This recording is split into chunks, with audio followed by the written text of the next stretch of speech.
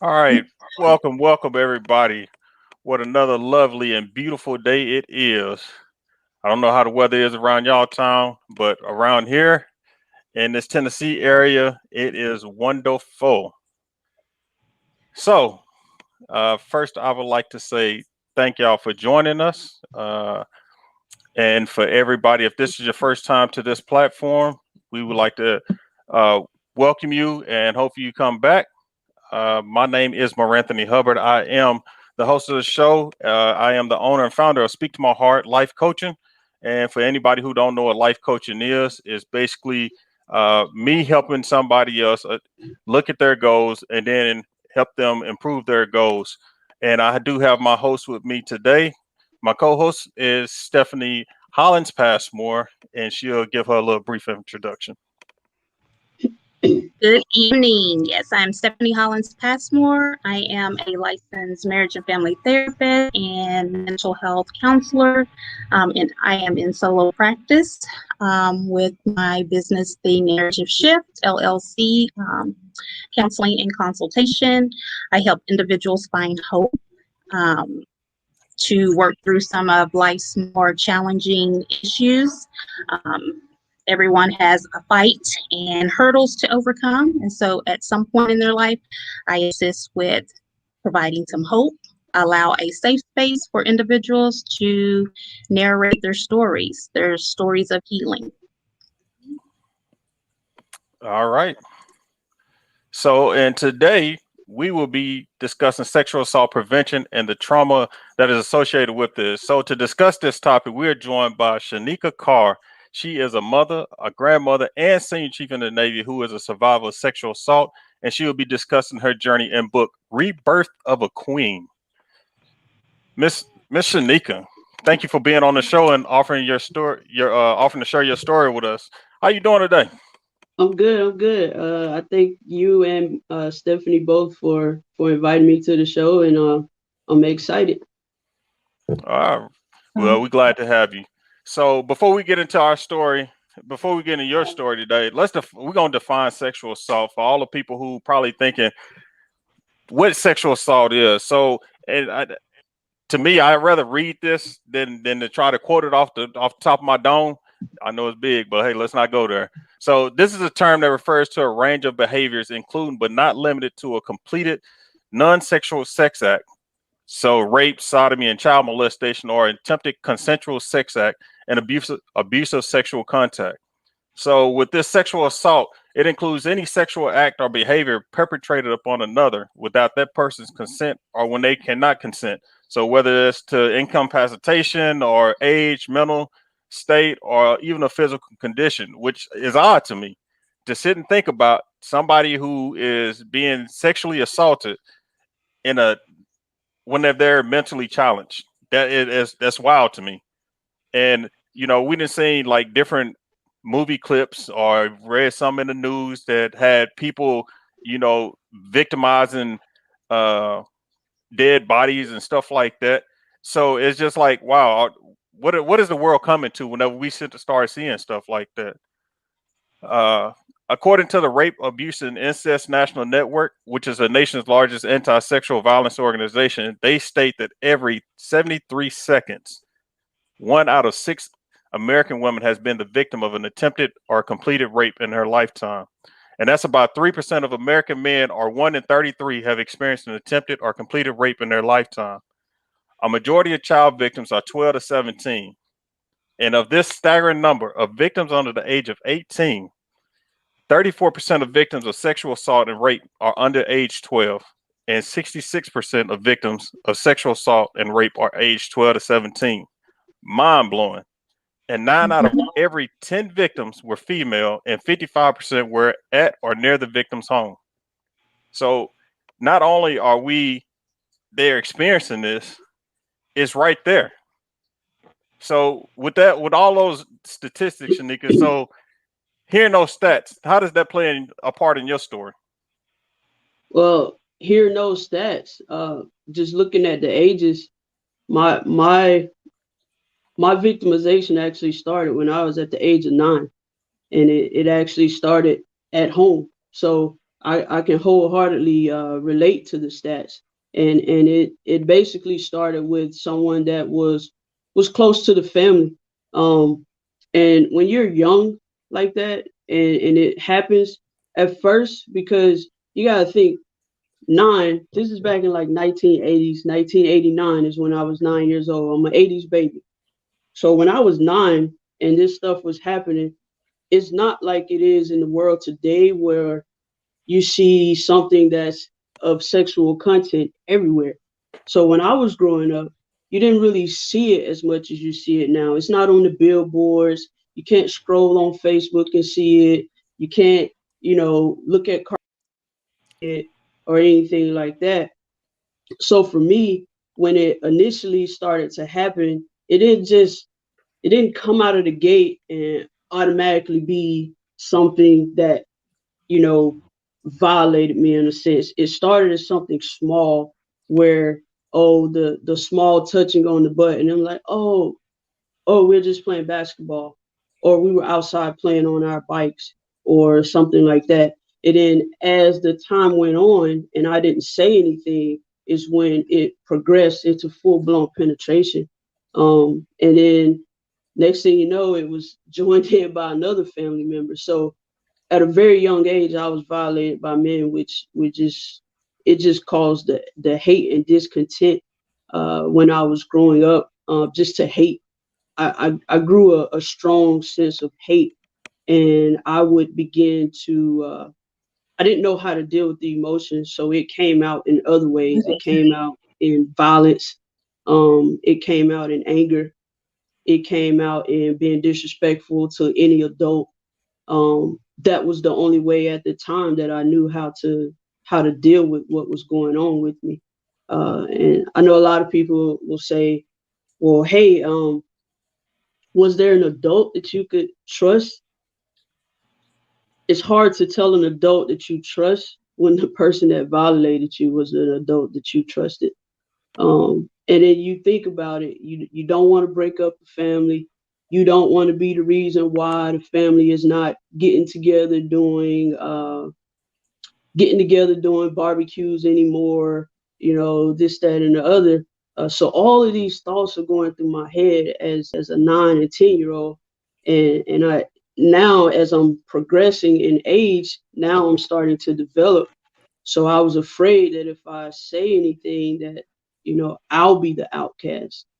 Um, Eventually, my mom, she caught the person red-handed doing it. I didn't personally agree with her initial reaction at first because I was struck and told that I was being fast. Nothing against my mom. I love her dearly. She dealt with it the best way that she knew how. I don't blame her for anything that happened to me. I just feel like it was the path that God put me on, and he chooses his strongest soldiers for his battle. So I'll take that, and I'll fight this battle for everyone else that's being violated. But once my mom caught the person violating me, um, that's when it was made known to the family.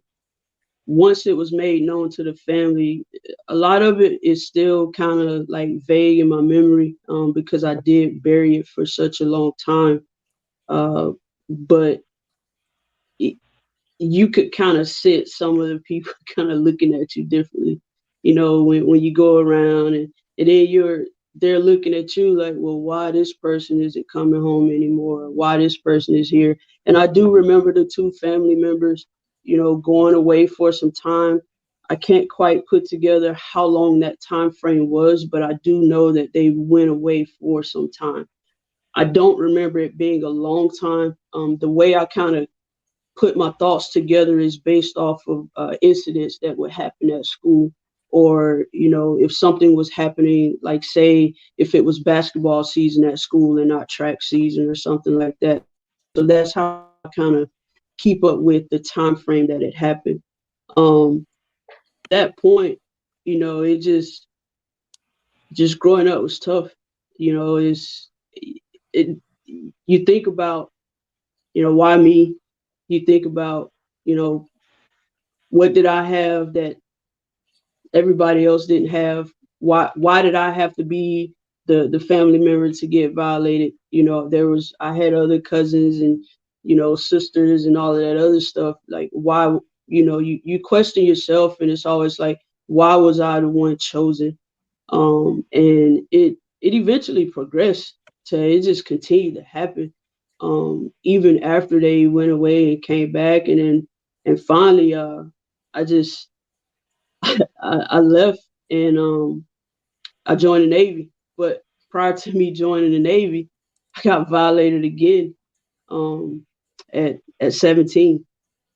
17 years old. I was raped by a boyfriend of a family member, and I was impregnated, and I had a decision to make at that point. Um, and that decision was, do you have your rapist child, or do you have an abortion and not tell anyone? At the time, I was dating this guy in high school, and he knows. You know, we talk about it to this day. In fact, he messaged me earlier today. We're still really really good friends. Um, and I told him, and this was back in the days when you had Bell South 10 cents a minute. You you could talk anytime you want. You know, each house, if you had teenagers, you had multiple. You know, you had multiple phone lines. You know, the adults had a phone line, and the teenagers had a phone line. And at the time, I had a phone line, so we would talk, but we would never hang up the phone. And we would just sit it down, and then we'll go back to the phone, and if if we hear the noise, we'll press like the number one or the number two, so that'll let him know to, hey, pick up the phone. I'm in my room. And I told him, I said, hey, I told him the person who did it. Initially, I didn't give him the name because I didn't know how he would accept it. And I didn't want him to do anything that would cause him to go away from me, because he did mean a lot to me during that time. Um, and I told him, I said, what do we do? And he said, that's my baby. Don't tell anybody. If anybody asks, it's my baby. And for the longest time, I'll say until my daughter was about,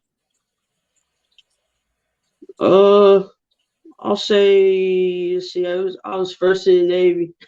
He just coming. I'd say we're probably about three. I first joined the Navy, so she was probably about 3 or 4, and that's when stuff kind of hit the fan, because I left my daughter with my mom, and you know, I'm in the Navy, and I'm doing the best that I can. He's doing the best that he can, and the issue of child support came up. And from the time my daughter was born up until this issue with child support came up, she didn't want for anything. His mom and dad provided everything. So why the child support issue came up, I can't answer the question. So he did what naturally people do. Child support, that ain't my baby. You're gonna try and take the little bit of money that I got. And it wasn't initiated by me. And when that issue came up, the first thing he did was say, that ain't my baby. Automatic DNA test. DNA test comes back and says it's not his baby. So what happens next? I said, hey, I was raped by a drug dealer. Didn't tell the family who it was until my daughter she was probably about 15 or 16, when the family found out who it actually was. And that was the start of just a big mess, if to say the least. And nothing against my family, you know. We were just given a hand and we dealt. I don't hate anyone in my family. I dislike some of the things that happened. But it was the family that God chose to put me in, so it is what it is. And from that point is where I was already kind of staying away for that long period of time. Of course, the Navy keeps you away, but I started choosing to stay away uh, because I didn't deal with everything that happened to me. Um, and for the past 17 years, I was waking up looking at, how can a child that's so beautiful and innocent come into this world in such a negative way? Uh, but I love her dearly. She's an amazing daughter. Um, so it just kind of goes from there. She gave me my beautiful grandbaby.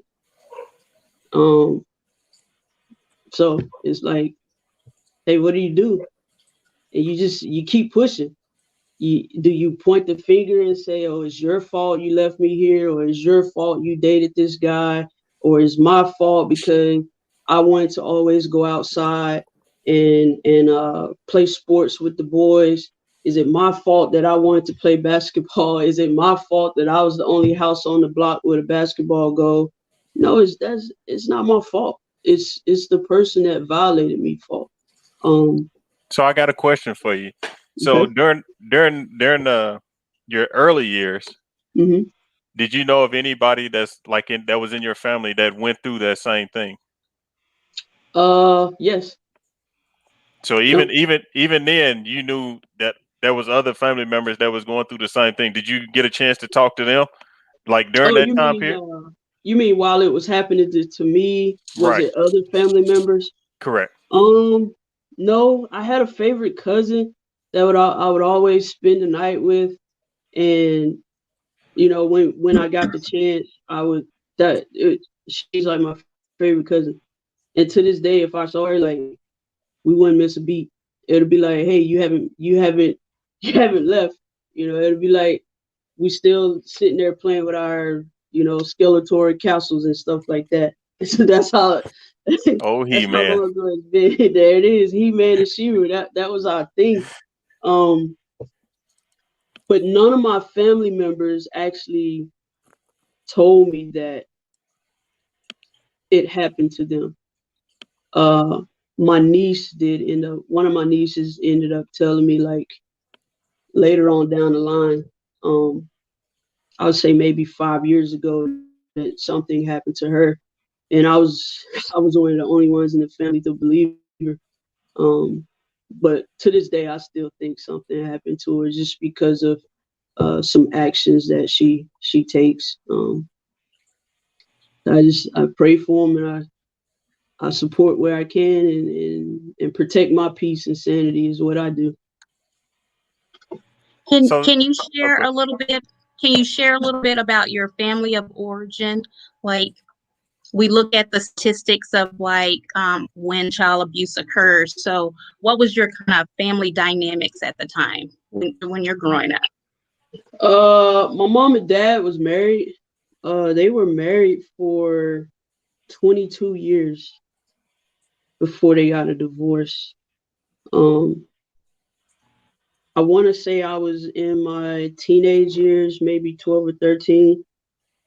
Sometime around middle school time frame when they got divorced. They remained friends afterwards. Um, I don't know as far as the financial aspects of it, uh, but I know if we picked up the phone and said dad was there, or we would get dropped off to his house every other Sunday, and he had these massive barbecue grills, and he'll have like 4 or 5 of them, and one would just be full of leg quarters and chicken wings, and the other one would be like hot dogs and sausages, and then the other one would be steaks and pork chops. And then that was Sunday dinner. And then inside he'll have this huge pot of greens and all the fixings.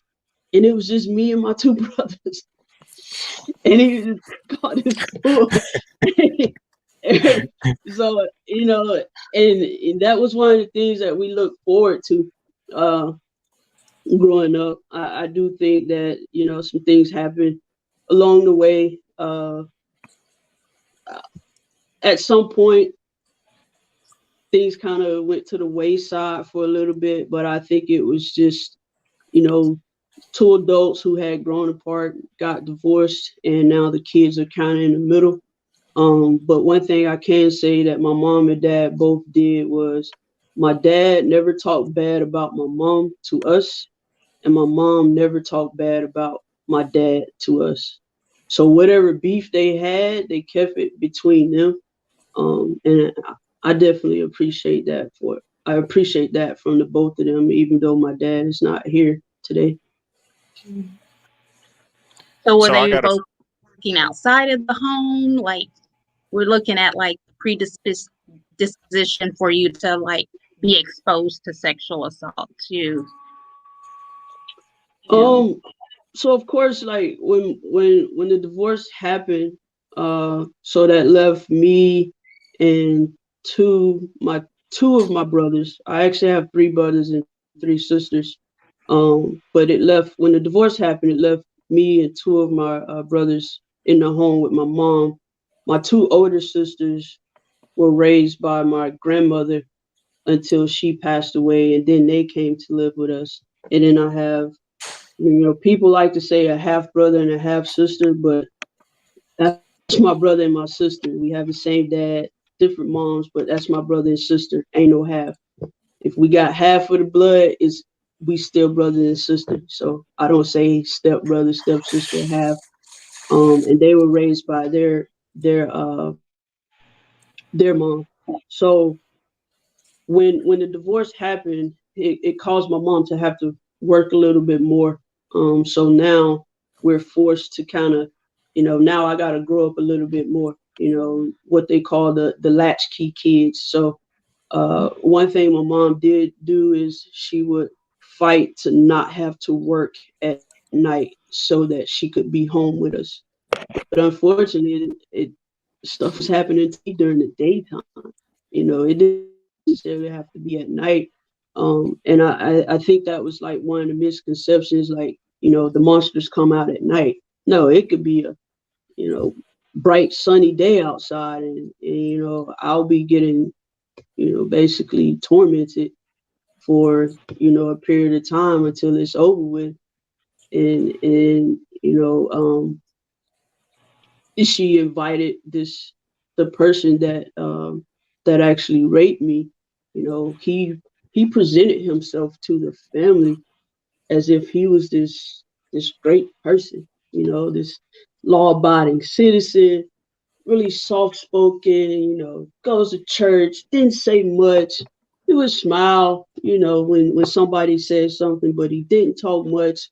So I think when I mentioned what he did to me later on in life is why people question. And then because of my age, people are like, when you were 17, you knew what you were doing. But people forget to realize that at the age of 9 is when this stuff started. It didn't stop. It kept happening. So when you're 9 and you become sexualized, it does something to you mentally. Um, it, and that was gonna be my next question. So how is that how did that sexual assault affect basically your body and your mind and your spirit? well, it definitely affected my body. The worst that could happen happened. Thank God it was something that was treatable. I don't know nothing about this stuff when I'm 9 years old. I just know Right. that I'm taking this pink medicine and something is there that shouldn't be there, and it feels funny. Uh, I'm thankful for that. That it wasn't something that was worse, that I couldn't get rid of. Uh, you're mentally you go through a point where you lose trust. You lose trust in humans in general. And it's to the point where you feel like you're in a fight against the world. It's like Tupac said, basically, it's just me against the world. And that's how I felt for a long time. Nobody understood me. And I just I spoke with my hands. So if I wasn't able to articulate the thoughts that was in my heart, and I wasn't able to articulate the thoughts that were in my head. So the only way I knew how to articulate it was with my hands. So I became violent in I was 100 and maybe 115 pounds in high school, and people were afraid of me. And if any of my high school classmates are watching, they could tell you. They would tell you like, hey, if you heard the name Psycho, which was my nickname in high school, nobody wanted to be around me. uh, I had a few friends, and a lot of people that were my friends because I'm afraid that she might kick my butt, you know. To this day, I hate it, but it was something. It was the path that I had to go down to be to where I am today. Uh, Fast forwarding into my adult life, it affected me relationship wise. Um, I would bounce from guy to guy, uh, not really in a sexual aspect, but uh, because I drew this attention in a negative light from men when I was younger. It was like, well, hey, maybe I could just draw attention from men in a positive light when I'm older. But I would quickly become bored. Like, the dude may smile funny. I'm like, okay, I don't like him anymore. He's an idiot. He can't smile properly. So I couldn't formulate a decent relationship. And then when it was one that I really did want, I would latch on, no matter how toxic it was. I ended up getting married to an absolute loser. And I can say that, as of what was it, last week, I Give us your am, good news. yeah, I can tell you that as of last week, I am officially and legally divorced from this idiot. And it took me 16 years. Let's see, my baby's 16. It took me 15, 16 years to get him out of my life. And I'll talk about that in a minute because it was a strategic thing that I had to do. And the reason why I did it the way I did it. And I'm glad that it worked out that way for me. Eventually, I gave up on men, and I was like, well, maybe this ain't where I'm supposed to be. I was a tomboy, and I wore the baggy clothes because based off of what happened, I would uh I would wear like double sports bras, uh, baggy jeans. I'm talking about jeans. I was probably like a 32 in the waist, and I'm walking out of the store with a 36. Got to wear 2 pair of basketball shorts just to hold them up. People were Yeah. probably mad at me because I took all of their clothes. Uh, and then I turned to women. So I live, and before I say this, I just want to say that I have absolutely no issues with same-sex lifestyles. It's whatever floats your boat. If you love them, you love them. It is what it is. That's not me. I'm not the one to judge. So the lesbian, the queer, the transgender, bisexual, whatever title you want to give them, hey, more power to you. It doesn't bother me not one bit. But for me, I thought that was the lifestyle that I wanted to live. I dabbled in that lifestyle for about 8, 9 years or so. And it I basically turned into the man. I was the female version of the man that I wanted in my life. So I would try and be that provider. I would try and be that nurturing person, like hey girl, you fine, and slap them on the butt when they're cooking and all that other stuff. But what I found was throughout those 9 years, I had to wake up every morning, and what seemed like came naturally, it didn't come naturally. It was an act, and I did really well at it. Yeah, you did. You did. That's the period that I met you in. So yes. I did really really well. Um, I apologize to every female that crossed my path during that time frame. Um, I think that's why now I probably not married, because it's a little bit of karma getting back at me a little bit. But I was definitely not gonna say I was out there, but um, I was let's I was a player, so to speak. We'll just put it like that. I was a player. We'll leave it at that. Yeah, we'll leave it at that. Um, and that at that point, I thought that was just the path chosen for me, and that's how I would live out my days.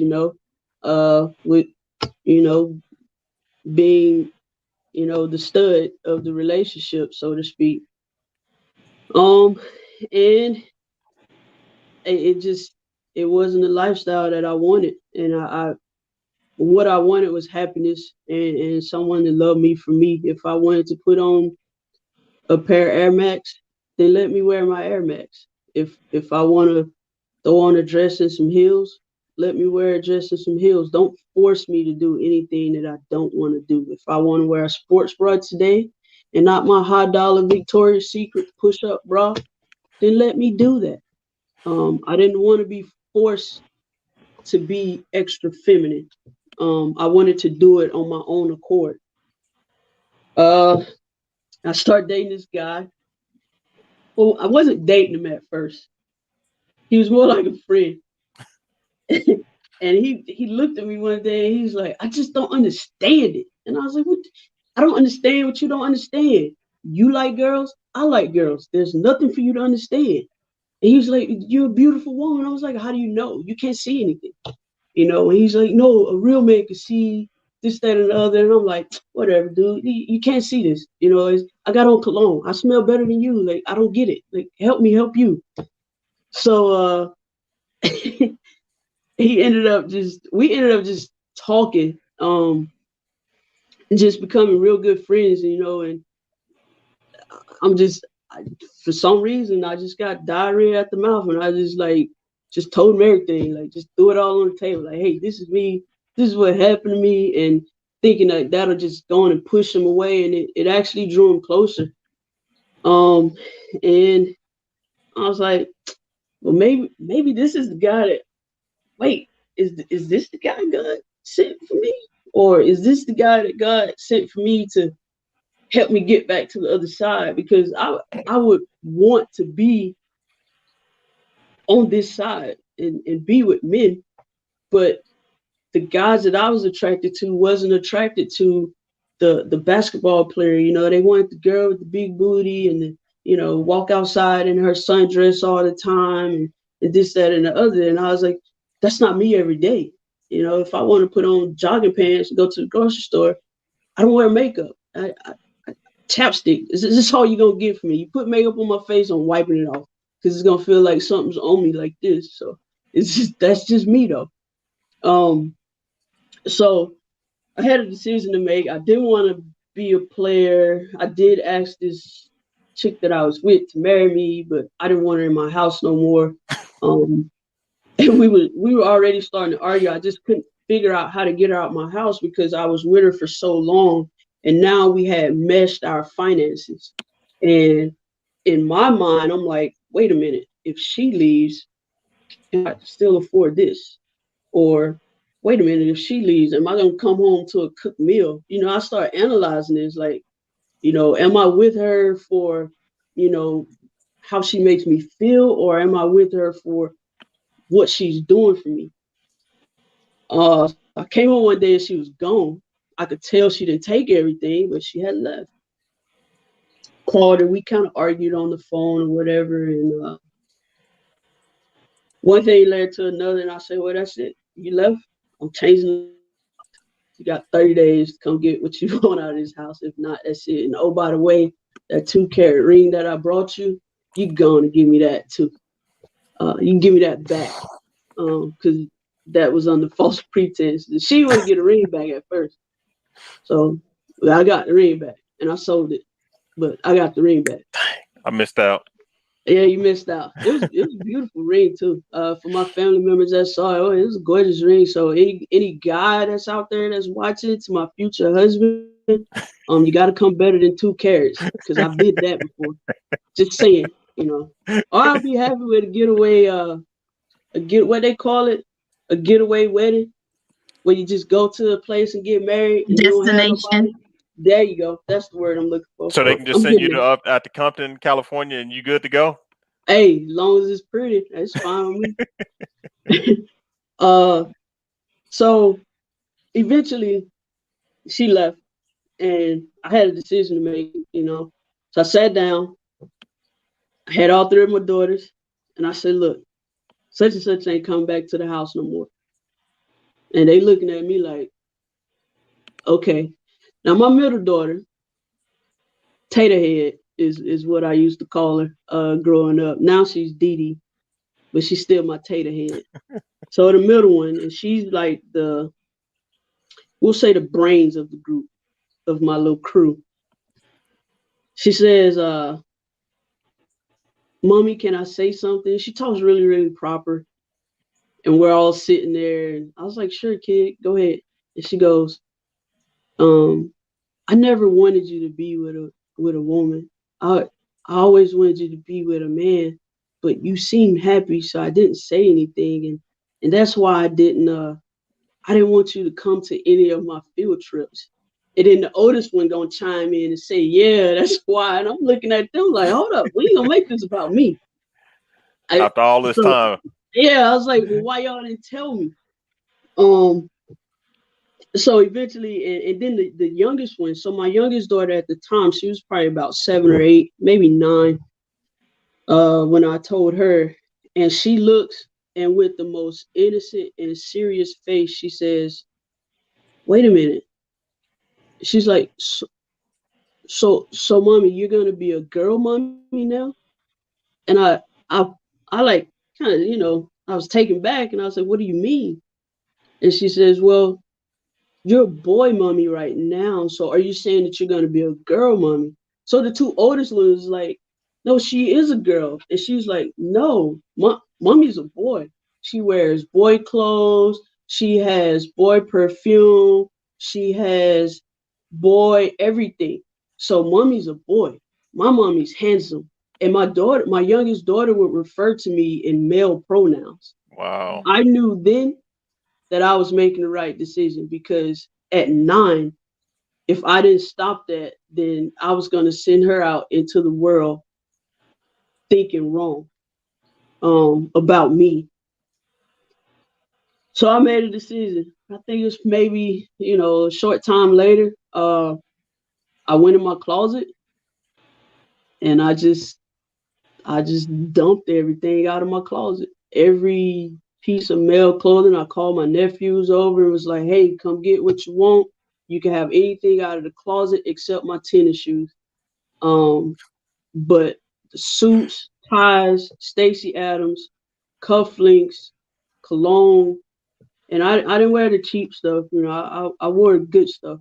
The Sean John when it was popular, Jay-Z, the 1 million.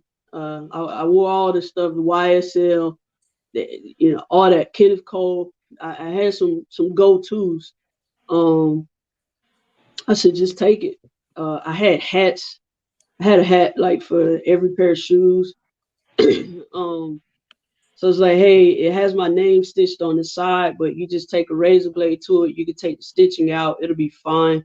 I gave stuff away. Like clothes still had tags on it, jerseys, the whole 9. I just like here, because I knew I had to take a big step, and I did. And from that point, my kids, we went on a little shopping spree, and they were like the happiest little kids in the world. Like, mommy, put this on. Mommy, try this one. Mommy, try this. And we settled for some capris and a V-cut shirt because they was trying to do a little bit extra. So it started off slow. It started off with just capris, maybe a shirt that had some pink in it. And then eventually, I progressed into, hey, y'all, I think I'm gonna do this. And they was like, do what? I said, I think I'm gonna go to the command Christmas party and I'm gonna wear a dress. And I ain't gonna tell nobody. And we went to the mall and must have picked up about 7 or 8 dresses. And I decided on one, didn't say nothing, showed it to the Christmas party. Nobody even recognized it was me. But they loved it. And from that point on, I mean, I embraced myself and I love me. So if I want to go get my eyebrows arched, I get them arched. Well, not now because of COVID, but Well, I remember whenever you sent the picture to me about which dress that you should put in there, and the one, and I will go on record and say the one that you sent to me, I said no to, but of course I only had a recommendation, and that's the one you wore. But apparently everybody else enjoyed that one. So yeah, I mean, I'm glad you didn't listen to my recommendations, and you hey, they did what you loved had it. to do. They loved it. Hey, tattoos out. Hey, the sun was out. I I put lotion on my back and I just let it go. I walked kind of slow in the hills at the time, and I knock on wood, I didn't twist my ankle or anything, but that was basically the start of me. Now I still won't put on no makeup. I mean, my daughter tried to show me how to do the whole little eyebrow thing with the little crayon thing, and I went with that. I think I tried for about 30 seconds. I said, it's stupid, and I put it down. Who knows? Maybe one day I'll get in there and do makeup. Probably not, but I'm still cute though. So I got a question for you. So we talking about your upcoming book, Rebirth of a Queen. So Hmm. in that book, what can people expect? Hey, you get the raw. You get no names, uh, but you get the full story. The the intimate details of my innermost thoughts. You get the time that I had a gun to my head and pulled the trigger. But the gun didn't go off because I didn't put the firing pin in there the correct way. You get the loss of my daughter. You get the loss of my dad. You get the you get the story of how my kids were afraid of me because of the anger outbursts that I would have. And for a long time, the communication in my house was done via letters. They would write letters and just slide them in my book bag when they wanted to tell me something because they were afraid of how I would react. You get the mental health aspect of it, where I finally buckled down and said something is wrong with me and I need help. And it took me about 5 different doctors, because I walked out on a couple because they looked like they needed to be on the same chair that I was in instead of on the other side taking notes. Um, but it was finally the doctor when I got up to Camp Lejeune, that mental health facility up there. They were able to break through, and I was diagnosed with PTSD. And I said, that's it. But I didn't accept it at first. I was like, I ain't been to no Iraq. I haven't lost a leg. PTSD is for those guys. Right. But there's different levels of it. And once I was able to recognize it, you will get the story of how I use everything that I went through as a stepping stone now. I let nothing that happened to me determine my future. I determine it. It will not define me. It will not define my kids. It will not define um, their life, their upbringing. Um, we use it as motivation to do better. And I would say that I did, not to toot my own horn, but I think I did a pretty good job raising them, for the simple fact that they are holding down my house in North Carolina right now. And I don't worry about, are they throwing a massive party? They get up, they go to work. The youngest one goes to school. I don't get excessive tardies. She ain't missing the school bus. My grandbaby is well fed. She knows how to ring the doorbell now and then say grandma and wait for me to respond. Um, my middle daughter is doing great in school. She's a biology major. My oldest daughter graduated college already from Bethune-Cookman University. Um, and to know that, hey, they can handle it with me just going home every 3 months and the house look as if I'm there. I get the occasional, hey, mom, the garage won't go down. Well, how long has the garage not been going down? Oh, I don't remember. But that's minor compared to the house could be a total mess. It could Yeah. be liquor everywhere. They could have people in and out of my house, but they don't do that. They do what they got to do. They go to work, they go to school, they come home, take care of their sister. They get grocery, they cooking, and nobody's in harm's way. So that's what you would get in the book. Oh, we got a question. Yeah, I've got a question on here. Would you say your daughter's view of you have a real effect on you? Or did it have an effect on you during that time period? When I was caught in the emotional turmoil of it all, I took the approach of, you don't tell me what to do, I tell you what to do. I'm the mother, or I'm the adult, and I think that is my biggest mistake as a parent. I mean, parenting doesn't come with a book. It's just like, hey, you just spit out this human, now go forth and do great things. And you kind of learn trial and error. I love all my kids, but each one of them need my love in a different way. Right. And it took me a long time to learn that. Jasmine needs the constant, Jasmine, you're doing an amazing job. Whereas Alicia, she don't need that. She wants to come kiss me on the cheek. I need to make sure I get the sneaker drop when it comes out. Sometimes she wants to come lay in my bed. That's what Alicia wants. Now the middle one, she's a little bit different from all of them because she needs a combination of the two. She needs, hey Dee Dee, you're doing a great job. Hey Dee Dee, let's just sit and talk. And then she wants to talk about all these facts that most of us could care less about. She's just full of them, and that's Dee Dee. Before COVID, Alicia needed the, hey mom, it's 2 weeks. It's time to go to the nail salon. Okay, kiddo, let's go. Dee Dee don't too much care about that. She'll go, but it's every now and then. Jazz is simple. She doesn't need all the razzle dazzle on her nails. Tori, Tori need all the long inches, and I'm like, how are you gonna run track with nails that look like little butter knives? Oh my God, mom, they're not that long, type deal. So in the beginning, their view of me didn't affect me because I had this hard outer shell and this persona that I put off. Eventually, once I got the mental help that I needed, and I started to open up to them about, the thoughts that were going on in my head and what I was feeling. Now they recognize it. They'll be like, Mom, hey, all right, Mom, you're tripping again.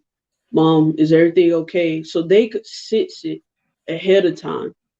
And then they kind of help reel me back to keep me from drifting. So they help recognize some things. And I mean, now we have a great relationship. If you in our group text, you'd be like, oh my God, are these sisters or is this mom and daughter? Because sometimes it'd be like 2 o'clock in the morning and we just go at it. They just having fun, cracking jokes, and it's just they're amazing kids. Is they're just amazing kids, and they keep me grounded to this point. So I'm thankful and grateful that God saw fit to allow me to be their mother, regardless of the fact of where their fathers are. Um, I'm it. I'm all they got, and we grind together. That's a beautiful thing. That kind of alludes to the next question that's on the screen right there. Do your daughters know what happened to you whenever you were young? And then it was a follow-up question with that one, and says, if so, how did you tell them? Actually, Megan, that is a great question. I actually get that question all the time. So, my initial process and thoughts on it when it initially happened and I had them, they didn't know anything. Unfortunately, some family members decided to spill the beans, so to speak. This ain't your daddy, that ain't your daddy. And then it forced me to tell my kids at an age that I didn't feel they were mentally able to handle it. Um, so they learned, Victoria learned when she was in elementary school. Um, and one thing, remind me too, because there was one thing that I didn't mention about my marriage.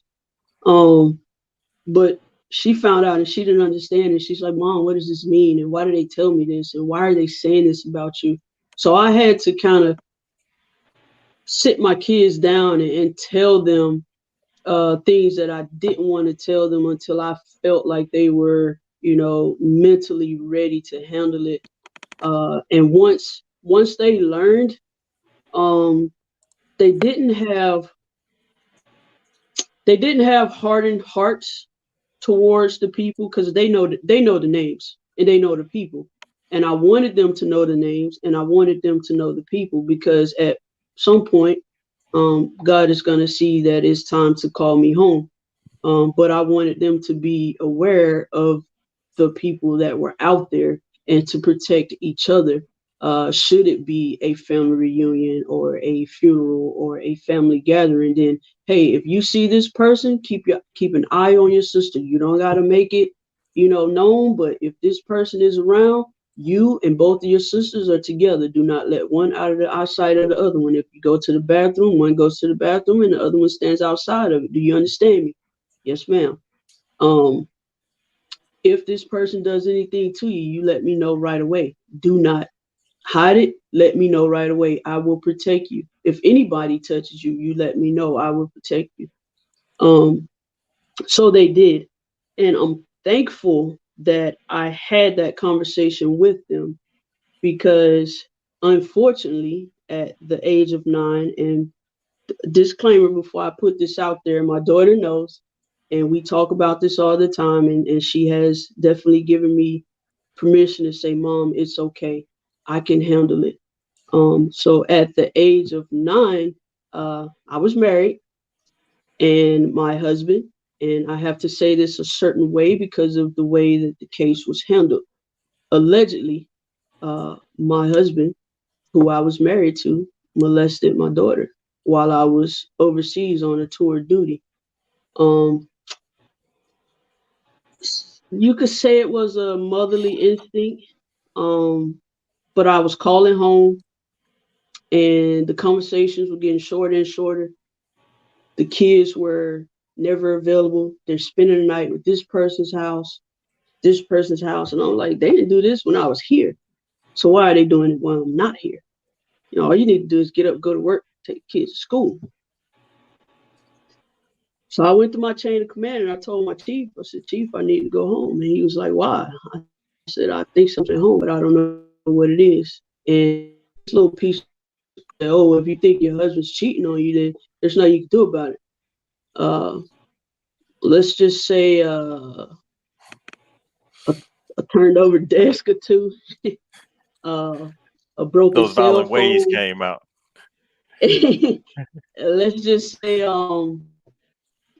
was on the next rotator home. So I didn't tell anybody I was going home. I had a good friend of mine who was stationed with me out in Bahrain at the time. She was now back stateside. I said, hey, can you don't, I'm gonna tell you that I'm on the way home. You are the only person that knows. So if you don't hear from me when I make it to Florida, then send the police, because I don't know what happened. So she kept in contact with me throughout that entire flight, making it back home, and I appreciate her looking out for me. And then I got home, and I called my husband and said, hey, I'm at the airport, come pick me up. My kids were in the back seat. I turned and looked at my daughter, my oldest daughter, and I knew something was wrong. I just didn't know what it was. So get home, didn't say much to him. There was no, hey, honey, I miss you. Oh my God, I'm so happy to see you. There was no embrace like that. It was, I threw my stuff in the trunk. I sat in the car, put my seatbelt on, I turned and started talking to my kids. It was as he was my Uber driver. That was the type of relationship that was. So at that point, once we got home, I don't know what, to this day, I can't explain what caused my daughter to ask for it, but she said, Mom, I'm hungry. I want something to eat. I was like, what do you want, kid? She's like, Subway. Well, Subway was, a few blocks up the street from the house. So my youngest daughter, Tori, was a baby in diapers, walking, saying a few words here and there, but not much. And then I had Dee Dee at the time. Dee Dee was probably about 7. So Dee Dee was upstairs taking a bath. The youngest, Tori, was down. You know how you make a pallet on the floor, and I can remember this day vividly. I could see the colors and everything. She was laying down in a diaper and a onesie. My husband was sitting on the floor in a navy blue and striped polo shirt with some jeans on, and he had this Bluetooth headset on, and the Bluetooth was on. And he had his phone in his hand. I think he had his sister on the phone. He wasn't saying nothing. He just had her listening. And he was playing with Tori at the time because she was starting to wake up. And then Jazz had just finished her bath, and she came downstairs and she stood in front of me. And when Jazz was growing up, she had this thing that she would do when it was something on her mind that she did with her hands. And she does it now. To this day, she's 23. Well, Jazz is what, 23? So Jazz does this thing with her hands. And when she talks to you, she'll start doing this. And when she did this, I said, something's on her mind. So I looked at him, and when she did this, she said, Mom, I'm hungry. I said, okay, I'll send your dad, because that was the only dad that she knew at the time, because the guy who she thought was her dad was now out of her life when she was 3. I said, I'll send your dad up there to get, us something to eat. How about that? She said, okay. So I looked at him and I said, can you go up there to Subway and get us something to eat? And this little knucklehead rolls his hand out like this. I'm in Bahrain. I got a little piece of change, the A-Rap money. So I reached down in my pocket. I threw a $100 bill. I said, go get us some footlongs and keep the change. And oh, by the way, you can get yourself something. And he left. I did. He left. He left and he went to Subway. Jazz came back downstairs and she did this thing with her hands again. I said, Jazz, what's wrong? And she looked at me and she kept watching the door. And she goes, Mommy, remember when you told us what happened to you? And I said, yes. And she said, remember when you told us if anybody touches us in any kind of way, to tell you? I said, yes. And she said, well, somebody did it. And I said, well, who did it, Jazz?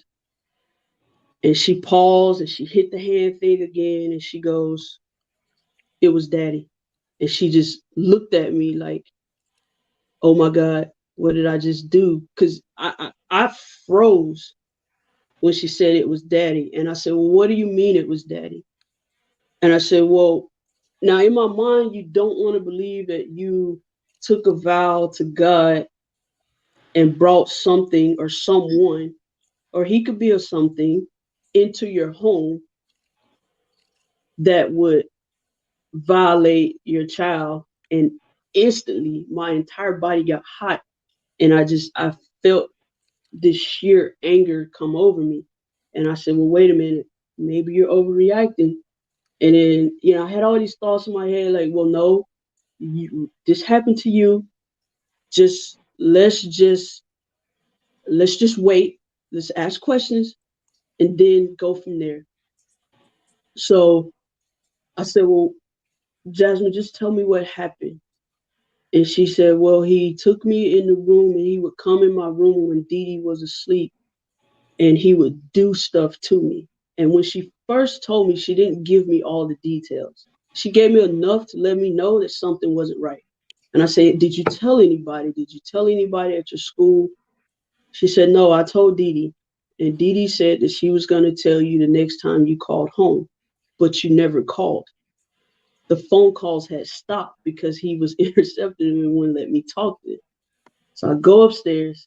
I leave Jasmine downstairs. I go upstairs and I say, Dee Dee, Mommy got to ask you a serious question and I need you to be honest. And she's like, okay. And I said, did Jasmine ever tell you that your dad, because Dee Dee's dad wasn't in her life until she was 16. So that was all she knew as a dad. And I said, well, did Jazz ever tell you that your dad did anything to her? And she paused and she was like giving herself a bath. She paused, she's full of soap. And she goes, Mommy, yes. And I saw him come in our room and I fake sleep. And I told her I was going to tell you when you called, but you never called. And she broke down crying. I grabbed my child out the bathtub full of soap, didn't even let the water out, wrapped a towel around her, threw some clothes on her. I was kind of prepping, like to clean up, like do laundry or something. So there was like water running, lights on. I grabbed Jasmine, I grabbed Tori, a couple diapers and a bottle. I called my cousin and I said, just stay on the phone with me until I get to your house. And at the time, she's like, what happened? In her mind, she's like, oh, this girl done came home, her and her husband arguing. It ain't nothing. And I said, I just can't explain it to you now. And I purposely went the route that he should have went to go to Subway. He had a very distinctive car, had rims on it, couldn't miss it. But I went that way on purpose because in my mind, if I saw him, I was going to run into his car. So I was either going to kill him or kill us. But my goal was to kill him. I went to my cousin's house. I told her what happened. We broke down, we cried, and we called the police immediately. They came over, they verified my kids were in the house. They gave me the information, said, hey, you got to go in the morning, make an official report. But the problem was my leave wasn't that long. So I was running out of time. So I ended up having to call Bahrain and say, hey, I need you to extend my leave because I ain't coming back. So you either make me TAD or just mark me UA. I got to take care of my daughter. And that's what I did. From the day that she told me, I reported it. I did everything that I was supposed to do as a mother. And I will say this, it is public record. You could go on Duval County Clerk of Courts, or Hillsborough County Clerk of Courts, and search for the case yourself. But Hillsborough County failed my child. The DA failed my child because they did not follow chain of custody when they subpoenaed for the evidence. So they took blood evidence from him, blood evidence from my daughter, got my medical records from Bahrain. She tested positive, he tested positive. No one else in the house tested positive. And for some reason, they did not follow the chain of custody with that. He sat in jail for over a year. The STD evidence was thrown out. He had a good lawyer with defender, or the DA for the county or whatever.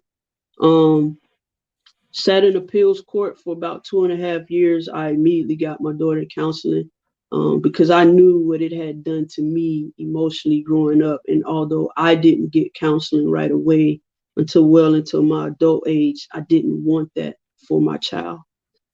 So the entire family went through counseling. Dee Dee felt that it was her fault because she didn't tell it. Tori at the time was 18 months and didn't really know anything. But as she grew older, it was, why did my daddy have to do this? Why it couldn't be Dee Dee's dad? And Jasmine needed the most counseling because of the thoughts and the feelings that she had. I mean, she very well felt that she was in love with him. And we had to undo that so that she can grow into the woman that she is today and have a healthy relationship without the struggles that I had to deal with. So I fought the case for about 5 years or so. Ended up getting stationed in California. DA called themselves, sent me an email, said, hey, we need your daughter to testify. I'm in the middle of deployment in the middle of the ocean. I called them and said, my child is not testifying. I cannot take a risk of not being home and having her revert back to where she was and me not be there for her. I said, so if you want to prosecute him, you figure out a way to make it happen. And I sent them a nice, nasty, long email and told them that every child that this guy goes on to molest from this day forward, that blood is on their hands. And eventually, the case was no pros. So it wasn't fully dismissed. It was just no pros. So if other evidence was to come forward, they can go back and charge him. So now at this point, here I am still legally married to this guy and afraid because I lost the case. And the reason I didn't file for divorce while he was going through the court proceedings is because when he was found guilty, this guy had whole faith that he would be found guilty. I mean, you had evidence. It was an open and shut case. The reason why I didn't immediately file for divorce is because I was going to, once he was found guilty and in jail or in prison, then I would file for divorce and have his parental rights to terminate it based off of the conviction. It didn't happen that way. So now I had to make a decision on, okay, this case was no pros. I'm a criminal justice major, have a master's degree in it, have a master's degree in forensic technology, so I understand the legal system for the most part. And I said, okay, Shanika, if you file for divorce and he wasn't found guilty, you cannot use those allegations against him because they're allegations at that point. It's my daughter's word against his word, no matter what was shown. The evidence was thrown out on a technicality. You can't use it. So I said, okay, do I just go about my life and live quietly and say nothing? Or do I try and divorce this guy and pray that the courts see it in my favor and don't force me to have my daughter have to be around him alone? So I didn't file. I just went on about my business and allowed him to go on about hers. And, as time progressed, now you got social media and this, that, and the other. So I had my quote unquote burner page. And that's how I followed his every move. I wouldn't take duty stations that was near where he was. And he was that type of person that he would tag himself. So I knew where he was most his moves for the most part. My kids' social media pages, I went on their pages and blocked all of their pages. Tori is now coming of age, like, Mom, why can't I have Facebook? I'm such and such age now. And I said, well, kid, you can have Facebook, but you can't use your real name. She didn't, she knew what was going on. And she's, this is because of my dad. And I said, well, it's a little bit more complicated than that, but she obliged, and we created her Facebook page, and I monitored it, and I say, you get a friend request, you got to show it to me. Don't accept anyone that's not your friend, that you know personally, only family members. So I forget the name that she used, but it was so funny, and I made this Facebook post, and I was like, hey, family and friends, if you get a friend request from this person, it is Tori, my child. She didn't even have her own picture on there. So for the longest time, I lived in fear of him. So eventually, after I got the mental help that I needed. I took a big leap of faith, and the guy that I was dating at the time, I was starting to get a little bit more serious with him, and I thought, we were gonna end up on that path. And I knew that there it is, Victoria Farewell. Thanks, kiddo. That was the name that she posted, Victoria Farewell. And we thought that was the funniest thing, but that was her name for a little bit. But I lived in fear for a little bit. And I said, I am not going to allow this man to have control of my life and my kids' life like this, and not allow me to be able to pursue what I really want. And that was the ultimate goal of being a wife, a mother, and just being a great person overall. So I filed for divorce. Financial struggles were there, so I didn't really have the money. And then I was worried about, like, hey, what if my military duties don't put me in the right duty stations where it won't happen fast enough? Luckily, I ended up staying in Florida for a good bit and establishing residency down there. And I filed, and like I told you guys early in the show, to see that judge face on that Zoom call last week, I think he saw the tears in my eyes, and he's just like, he said, Miss Jones, we're going to get you divorced. I said, Your Honor, before you do anything, I said, I know you're going to want to order child support and this, that, and the other. I said, I don't want anything. I just want my last name back. Because I've raised two daughters already. One's graduated high school, one's graduated college already. She has a daughter. My middle daughter went to college on a scholarship, and Tori, his biological daughter. I just don't want my family to have to revert back if you force me to have to share time sharing with him. And he threw his glasses on and pulled up all the court records, and he, asked me about my military service and all of that. And he said, well, here's what I'm going to do. He said, when was the last time you saw him? I said, when my daughter's roughly 18 months old, the day that I called the police and filed a court case, and maybe the few times that I saw him during the court proceedings when they were going on, getting the permanent restraining orders and this, that, and the other. And he looked at me and he said, well, I won't order child support. If he does decide to come back into you and your daughter's life, I'm going to give him back child support from the time that he left, because it's well documented. So basically, he gave me my divorce, granted me my last name back. I can't wait till I get all of my social security cards, ID cards, and everything else updated. But I got to file my income taxes first so I don't get a social security name mismatch.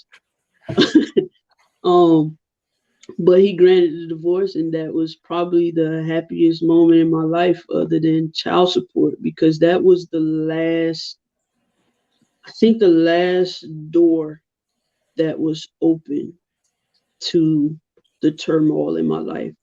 And I can close it, but I can go to it and open it when I need to without any hard feelings. So I'm definitely thankful for that. I hate that it happened to my daughter, but I vowed to protect her, and she knows. as she got older, we talk about what happened. Um, and she's a criminal justice major, so she understands the system now. So I vowed to her that, and I feel like I held up my end of the bargain, although it did happen. I didn't allow it to continue on. When she told me, I did the one thing that people didn't do for me, and I believed her, and I stood by her side no matter what. And it got ugly. Some of the stuff that happened, and they told me, they warned me. They said before we progress into this case, do know that Jasmine only told you a little bit. They said Mm. they said that we've dealt with these cases for so long that you're probably going to hear some stuff from her that you don't want to hear and you cannot stomach. And they said she is going to rely on your strength. So anything that you can stomach and you can handle is going to be able to allow her to tell her story to us. And she did the whole forensic interview and the whole nine. And I listened in and That's a to rough this thing to hear day, from your child. yeah, to this day, I do not know why I didn't kill him. And that is the God's honest truth. For a long time, when I first left him, um, we were still legally married. I put $1 million insurance policy on his head, and I paid it religiously. Not that I wanted to kill him, but and God forgive me for the thoughts that I had, but I really did wish death upon that guy for the longest time. And I said, hey, $1 million, I'll put him away. Um, Give him a nice little burial for a couple thousand or whatever, so his parents don't have to worry. But the rest of it will go to my kids, and that will be their compensation for what they had to deal with. And eventually, through prayer and me changing my life and thought process, and believing in karma, I canceled the policy, um, and I was able to battle the storm to come to where I am today. So Well, before you get into that, we're a little over our time limit on here, but I do have to ask, because we didn't even touch the Navy aspect of this, and there was a question in here from Sherry. I'm an open book. So if y'all got time, I got time. It doesn't Well, matter no, to I was me. gonna say, are you willing to come back next week, and then we'll dive in, because like this one right here, have you used your life lessons for dealing with your sailors? So we didn't even touch the Navy aspect of this, and Yeah. and and how you done progress through the Navy, and using your lifestyle and your story to better other sailors. So I just want to know, if would you be willing to come back next week, and then we can dive into that, and then we can also get with Stephanie from the counselor standpoint to deal with the PTSD, the traumatic incidents and stuff like that, and dive into there. Hey, I'm all for it. If I got duty, I'm sure I could find somebody to cover for me a little bit. So yeah, I'm down. I can Okay, then. answer Sherry's question though real quick. No, let's hold Sherry, if you don't mind. Hopefully let's hold it for next week, and then we can because I rather do a whole show dealing Okay. with on the Navy aspect of this, and because I know we probably got a couple sailors that's online right now. I was in the Navy. You currently are, and to have those different type things, uh, those different aspects from the Navy perspective. And you know what? I'm not even gonna say the Navy. I'll say the military perspective, and how all this stuff is going on with sexual assault and sexual harassment and stuff like that. I think that would be a great show to bring in for next week. Hey, works for me. Same day, like on Sunday. Yep, it'll be the same time next Sunday. So everybody that's tuned in, please join us again next week, and we're gonna discuss. We're gonna dive even deeper into this, and Yeah, send your questions. If you're watching live, I'm pretty sure he's gonna let you know the video's posted. So if you drop your questions on the link between the three of us, we'll all go in there. Thanks, Sherry. We can all go in there and grab all the questions. Um, and we'll combine them and just go from there. I have absolutely no problems doing it. I see messages from my daughters popping up on my Facebook Messenger. So I'm sure they got some stuff to tell me. Thanks, JoJo. Uh, but yeah, I'll be happy to come back next week. Awesome. Seven, you have anything? I'm just going to say thank you for sharing. Look forward to next week. And there's a Brene Brown saying, when we deny the story, it defines us. When we own the story, we can rewrite a brave new story. So thank you. Thank you. Man, I tell you, you Stephanie want to end with little quotes and stuff, and I feel unprepared right now. But one thing I will say is, I really enjoyed this. I learned a lot. I know I've known you for what, probably 6 to 8 years right now, Yeah. and from the before we even started the show, we were sitting up there talking about it whenever we first met. And I mean, to see you from that point then till now, I'm amazed by the journey myself. So I'm just thankful for having you come on the show, and and showing everybody, being transparent with people.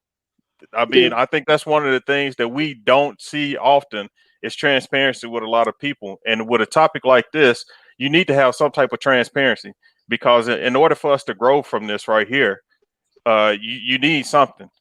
And so I just want to thank you for that right there. Yeah, I we definitely. can't heal from anything that we don't talk about. We have to kind of confess it. So that's when the healing process Exactly. begins. Yeah. I definitely thank everybody for tuning in. I thank you for having me. Like you said, me and you go way back to, like, was it 2014, 2015, Somewhere in there. Dang, somewhere you along old. in there. And whatever, hey, you the retired one. I'm still trying to get there. We definitely go back far. I I'm just grateful to still be here and not 6 feet deep, and be able to be an inspiration and motivation to others. And to everyone that's watching, I'm actually gonna go on my website tonight and see. I'm gonna see if I could put a link on there where you could pre-order the book. You won't have to pay. Just in case I run into some issues with, publishing or whatever, but you can at least pre-order. That way I can kind of gauge everything. And I'll be sure to share it. The website is on the screen. The website will actually link you to all of my handles. There is a section on the website where you could actually leave me comments and everything, and I'll get them. I get the notifications. But I appreciate everyone tuning in and allowing me to share my story and listening to my journey. And I hope I've been an inspiration today. And I can't wait to come back next week. All right. So with that being said, like that's on the screen right there. Uh, this platform right here is basically to illuminate the things that most people don't realize or think about on a normal day basis. And with Stephanie's counseling service, the narrative shift. Go ahead and you can explain your narrative shift perspective. My narrative shift perspective. Yes. So, yes. So it's all about providing narrative to your issues, your problems. And that's your narrative. No one can define that narrative for you. And so it's part of the healing process to be able to open your mouth and to express what your pains are, what's holding you back. And so with therapy, there is always new perspective, and we can always shift the narrative. And I do speak to my heart life coaching, and the reason why I call it speak to my heart, because the way I look at things is we always hear things with our ears, but until it actually sinks down into our heart, that's whenever everything starts to change, and that's when we start performing different things in our lives. So as you can see, we all on the the same wavelength right here. And the door to expansion, just as it just as the just as it mentions, once you open the door and then you expand and illuminate different things in your life, in your mind, and in your life. And that's what we're here to do on this platform. So thank you again for sharing your thoughts and comments with us today. Please join us again next week whenever we'll have Shanika come back on. And this following week, we'll have Mr. Carlos Henson. He is called the 501 Perspective. Uh, Hold on, let me go back. The Perspective Changer. And he is legally blind, but his tagline is don't trust in your eyes, but believe in your vision. And so if you don't know what a perspective changer is, in about 2 weeks, you come back on this platform, he will show and tell you what a perspective changer is, and basically tell you you have vision. You see with your eyes, but how many of us really have vision? For him, he don't have his eyes. He can't see, but he still has vision. So I want y'all to join us then.